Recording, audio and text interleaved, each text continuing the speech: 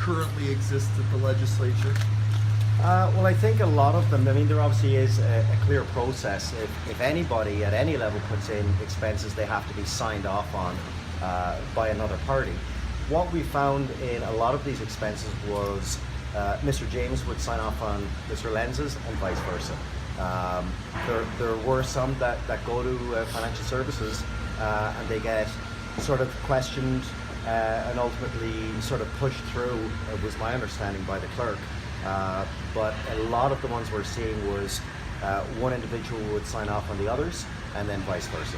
The scope of the report looks at, I think, 18 months or so. I'm sorry? The scope of the report looks at about 18 months, right?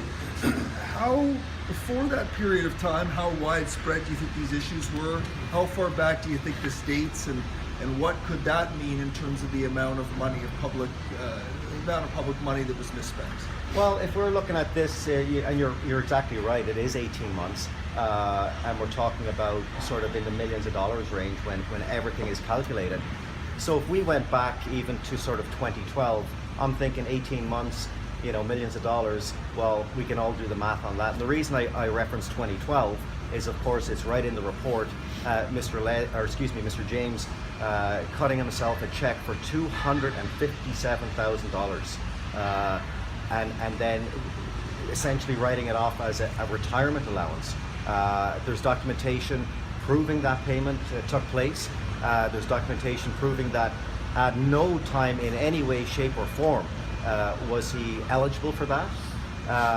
And even if he was eligible, which he wasn't, he didn't retire.